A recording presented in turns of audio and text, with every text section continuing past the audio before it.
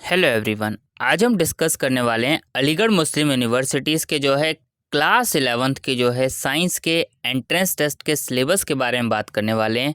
Entrance test की आपको preparation कैसे करनी है ये हम इस वीडियो में डिस्कस करने वाले हैं।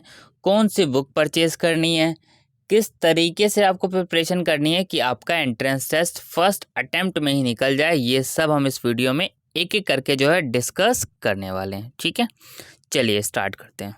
सबसे पहले आपको पता होना चाहिए कि जो एंट्रेंस टेस्ट के सिलेबस में आपके जो क्वेश्चन पूछे जाते हैं वो पूछे जाते हैं एमसीक्यू टाइप क्वेश्चन, यानी मल्टीपल चॉइस क्वेश्चन। यानी आपके पास 4 ऑप्शन होते हैं, उसमें से एक ऑप्शन सही होता है जो कि आपको टिक करना होता है। ठीक है, चलिए आगे देखते हैं। अब सिलेबस में जो है आपके देखिए यहाँ पे साइंस है, मैथमेटिक्स है, जनरल नॉलेज है और इंडो इस्लामिक कल्चर है। तो ये 4 टॉपिक्स हैं। अब इसमें देखिए सबसे ज़्यादा वेटेज साइंस का, आप एंट्रेंस टेस्ट दे रहे हैं तो सीधी सी बात है साइंस का ही वेटेज ज़्यादा होगा। तो साइंस में आपको देखिए क्या क्या पढ़ना है, physics, chemistry and life science. ये जो वेटेज है ये है 50 मार्क्स का वेटेज है। और मैथमेटिक्स देखेंगे 30 मार्क्स की है, जनरल नॉलेज 10 मार्क्स की और इंडो इस्लामिक कल्चर 10 मार्क्स के। अब चलिए इसमें देखते हैं आपको इसमें कौन कौन से टॉपिक्स पढ़ने हैं। अब यहाँ पे देखिए, यहाँ पे सिंपल सिंपल लिखा हुआ है नोट में, the admission test will be based on the जो syllabus prescribe by the Aligarh Muslim universities for its secondary school certificate examination class 9th and 10th. The test paper for class 11th will be available in 3 languages. जो test paper है वो आपको तीनों language में मिलने वाला है। जनरल स्टैंडर्ड आपको सीबीएसई एनसीईआरटी सिलेबस सारा बता रखा है यहाँ पे। अब देखिए यहाँ पर आपको क्या करना है। जैसे आप फर्स्ट के स्टार्ट कर रहे हैं साइंस की प्रिपरेशन, बुक के बारे में मैं आपको पहले ही बताया था। चलिए बुक के बारे में बात कर लेते हैं, फिर प्रिपरेशंस के। बुक देखिए यहाँ पे आपको सबसे पहली चीज़ तो आपको टॉपिक वाइज प्रिपरेशन करनी है। ये तो आपको एक चीज़ करनी है। बुक आप या तो दी कॉन्सेप्टम परचेज कर सकते हैं या फिर जो है शफीक गाइड आती है वो बुक परचेज आप कर सकते हैं। इन दो में से एक बुक ज़रूर परचेज कर लीजिएगा। कोशिश करना अगर आप 2 बुक परचेज कर सकते हैं तो आप दोनों बुक परचेज कर लीजिएगा, ताकि आप ज़्यादा से ज़्यादा एमसीक्यू क्वेश्चंस की प्रैक्टिस कर पाएँ और पेपर कर पाएँ। पहली चीज़ तो ये क्लियर हो गई। ठीक है, और एक आपको जो है इंडो इस्लामिक कल्चर और जनरल नॉलेज के लिए अगर हम बात करें तो बेस्ट बुक आती है जो है नाज गाइड, ये आपको परचेज कर लेनी है। ये इतना तो आपको बुक परचेज करनी पड़ेगी। एक the concept and Shafiq guide में से आपको एक परचेज करनी पड़ेगी और एक नाज गाइड। इतना तो आपको परचेज करना पड़ेगा ताकि आप इजीली जो है काफ़ी सारी चीज़ें उसमें देख पाएंगे। उसमें आपको क्वेश्चंस पेपर मिल जाएंगे, पैटर्न्स क्या रहते हैं, इंपॉर्टेंट क्वेश्चंस, एमसीक्यू, सारी चीज़ें आपको उसमें दिख जाएगी। और टॉपिक्स के बारे में भी आपको उसमें ब्रीफ में मिल जाएगा। डिटेल में तो नहीं मिलने वाला कहीं पर भी किसी बुक में, डिटेल आपको एनसीईआरटी सिलेबस में ही मिलेगा। चलिए देखते हैं अब सिलेबस। बुक्स का मैंने आपको बता दिया। अब देखिए जैसे मान लीजिए आप प्रिपरेशन स्टार्ट कर रहे हैं, आपने टॉपिक चूज करा फिजिक्स आपको पढ़ना है। देखिए यहाँ पे अगर आपकी मैथ्स स्ट्रांग है तो मैथमेटिक्स पे भी आपको ज़्यादा वर्क करना है। अब जीके और इंडो इस्लामिक कल्चर पे इस पे आपको थोड़ा थोड़ा वर्क करना है, ज़्यादा वर्क तो इस पे नहीं करना, लेकिन सबसे ज़्यादा वर्क आपको करना है साइंस और मैथमेटिक्स पे। तो आप ध्यान रखिए, डेली पढ़िए साइंस और मैथमेटिक्स। इसका आप मान के चलिए कि आपको डेली डेली पढ़ना है। ऐसा नहीं है कि एक दिन साइंस पढ़ लिए एक दिन मैथ, नहीं, साइंस और मैथ्स आप डेली पढ़ते चलिए थोड़ा थोड़ा। ठीक है, जनरल नॉलेज और इंडो इस्लामिक कल्चर भी आपको पढ़ना है, लेकिन जो सबसे ज़्यादा पढ़ना है वो पढ़ना है साइंस और मैथमेटिक्स। अब मान लीजिए आपने मोशन चैप्टर जैसे पढ़ना शुरू करा, डिस्टेंस एंड डिस्प्लेसमेंट, आपने ये सारे टॉपिक्स को आपने पहले नोट कर लेना है और एक एक टॉपिक पे वर्क करना है और उस पर आपको शॉर्ट नोट्स बनाते हुए चलने हैं, ताकि जिस टाइम आपकी प्रिपरेशंस खत्म हो जाए, रिवीजन के टाइम पे आपको एक तो आसानी होगी, सेकंड जो आसानी होगी एग्जाम टाइम पे। तो आपको हर एक टॉपिक पे जो है वर्क करना है। तो जैसे आपने मोशन पढ़ लिया तो आपने उस पर पूरा वर्क कर लिया कि हाँ मोशन में आपको जो है क्या क्या पढ़ना था। इस तरीके से आपने जो है सारे टॉपिक्स को देखना है, एक भी टॉपिक आपको जो है इसमें से मिस नहीं करना है। फिर देख लिया केमिस्ट्री में आपने देख लिया, आपको देखना है कि इसमें आपकी स्ट्रॉन्ग क्या चीज़ है। फिजिक्स स्ट्रॉन्ग है, केमिस्ट्री आपकी स्ट्रॉन्ग है, लाइफ साइंस आपकी स्ट्रॉन्ग है, तो आपको टॉपिक देखने हैं और जो टॉपिक्स आपके स्ट्रॉन्ग हैं उसको फटाफट अच्छे से प्रैक्टिस करते जाना है। ये चीज़ तो आपको सबसे पहला चीज़ें करनी है। सेकंड चीज़ आती है, जब आपने इतना सारी चीज़ें कर ली, टॉपिक्स को देख लिया कि ये टॉपिक्स आपके जो है स्ट्रॉन्ग है, जो टॉपिक स्ट्रॉन्ग है उसको आपको अच्छे से कर लेना है, जो टॉपिक स्ट्रॉन्ग नहीं है उसको आपको थोड़ा सा अच्छे से टॉपिक को इस तरीके से कर लेना है कि क्वेश्चन एमसीक्यू टाइप में आए तो आप किसी तरह उसको कर पाएँ। अब सेकंड चीज़ आती है, ये तो आपने कर लिया कि हाँ टॉपिक्स का हो गया कि ये चीज़ें आपने देख लिया। उसके बाद आपको एंट्रेंस क्वेश्चन पेपर देखना है। पहले सबसे पहला काम ही आपको एंट्रेंस क्वेश्चन पेपर देखना है, क्योंकि आप 11th का एंट्रेंस टेस्ट दे रहे हैं तो आपने क्लास 9th क्लास 10th में साइंस तो पढ़ी होगी और सिलेबस वही है। तो क्वेश्चन पेपर देखिए, जो क्वेश्चन पेपर का लेवल है, क्या आपको उस क्वेश्चन पेपर के लेवल को सॉल्व कर पा रहे हैं या नहीं कर पा रहे हैं। कर पा रहे हैं तो कितना कर पा रहे हैं, ये आपको सबसे ज़रूरी है देखना।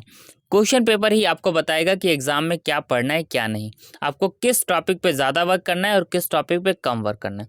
मान लीजिए आप एक ऐसे टॉपिक पे ज़्यादा वर्क कर रहे हैं जिस टॉपिक से क्वेश्चन आ ही नहीं रहे, या फिर आ रहे हैं तो एक आध क्वेश्चन आ रहा है, आपको उस टॉपिक पे वर्क करना है जिस टॉपिक से ज़्यादा क्वेश्चन आ रहे हैं। मान लीजिए कोई टॉपिक है जिससे 3-3 4-4 5-5 क्वेश्चन आ रहे हैं, तो आपको उस टॉपिक पे तो सबसे ज़्यादा ध्यान देना है। इसी तरीके से आपको टॉपिक का सिलेक्शन भी करना है, अच्छे से आपको रिसर्च करनी है। देखिए पढ़ना मुश्किल नहीं है, मुश्किल है ये कि ये पता होना कि पढ़ना क्या है।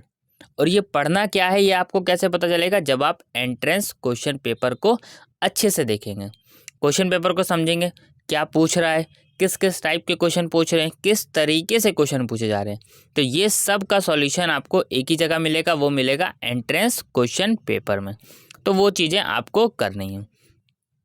अब देखिए मैथमेटिक्स में रियल नंबर, ये सब टॉपिक्स वही हैं जो कि आपने जो है क्लास 9th में और क्लास 10th में पढ़े ही हैं। अलजेब्रा, अगर हम देखें अलजेब्रा में polynomial, linear equation in 2 variable, pair of linear equation, quadratic equation, arithmetic progression, ये भी आपने जो 10th में, कोऑर्डिनेट ज्योमेट्री।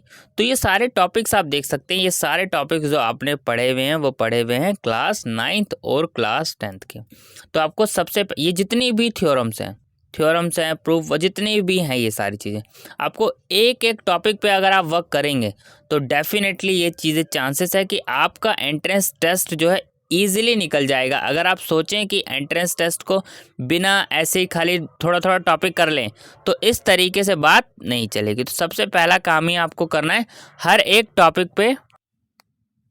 तो आपने ये सारा सिलेबस अब देख लिया इसमें, इसके बाद आपको क्या कर लेना है, अब आपको जो है यहाँ पे लिस्ट बनानी है सबसे पहले। अब लिस्ट बना के क्या क्या करना है, चलिए एक एक करके मैं अब आपको स्टेप बताता हूँ। सबसे पहला काम आपको क्या करना है, एंट्रेंस क्वेश्चन पेपर आपके पास होने चाहिए एटलीस्ट आपके पास 5 ईयर्स के। सबसे पहले आपको 5 ईयर्स के क्वेश्चन पेपर सॉल्व करने हैं। क्वेश्चन पेपर सॉल्व करके आपको अपने आप को चेक करना है कि आप कितने मार्क्स स्कोर कर रहे हैं। अगर आप गुड इनफ मार्क्स स्कोर कर रहे हैं तो जस्ट आपको बुक को ज़्यादा नहीं पढ़ना है, सिर्फ आपको प्रैक्टिस ज़्यादा करनी है।